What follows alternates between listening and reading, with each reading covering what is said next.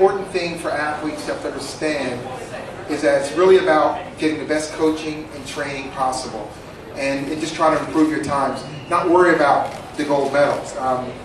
Even though I won the golds and was able to win the races, really I understood what the performance was needed in order to achieve that. So I didn't go and say, I want to win the gold in 100 meters.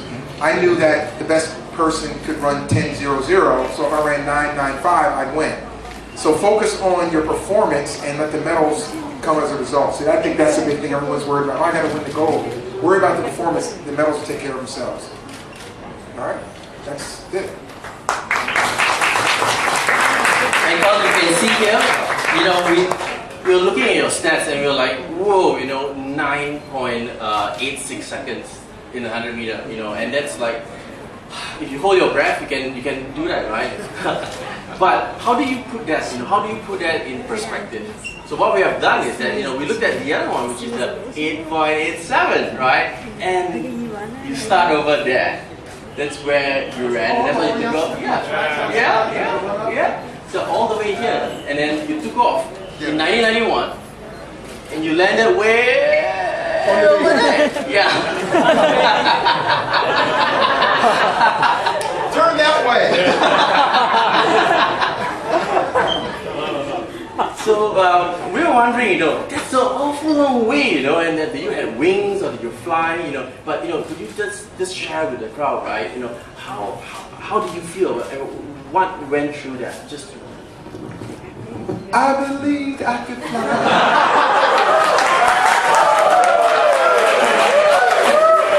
I believe I could touch the sky. All right. No, what's really wild about it is when you're doing it, it's only like 1.3 seconds. So a lot happens. And so as people that saw me jump, I would leave the board and do all these motions. And so it's really funny. You don't feel the sensation of flying because you're doing so much while you're doing it. But the difference I think that I had than others, and the reason I had success, because my coach, the way he trained us, was we really worked on my approach. You know, the thing about the long jump, everyone says, oh, you can jump high, you can do this. And the long jump is really a technical event in the sense that it doesn't really matter if you have a high vertical leap. Like if you can't touch the ceiling, it doesn't mean you can't jump far. So we focused on making sure that I never fouled. And so we worked on our approach probably 75% of the time and the jumping 25%. So I was very, very consistent with that, and that I think was the key. So all of you jumpers, learn the jumping all the time. I mean, you'll work on that, but the reality, most of your effort should be when you start at your approach all the way up to the board, and that's what we really worked on, and I think that was the difference because everyone else jumped so much. And then focus on competing less, because believe it or not, it's an event you don't have to compete a lot, because the more time you take in between, the more time you have to work on the mistakes that you make. You know, a lot of people competed a lot. I had a 10-year streak of unbeaten streak, but most of those 10 years I had 5 or 6 competitions per year.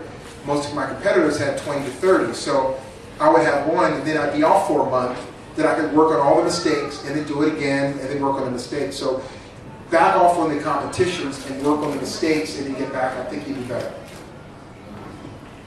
Right, so thank you, Carl, appreciate it. Right now, we are going to do the check presentation for the Singapore Children's Society, as Reina said. Reina? Yes, all right. May I please welcome Mr. Chia Boon Tian, who's the Director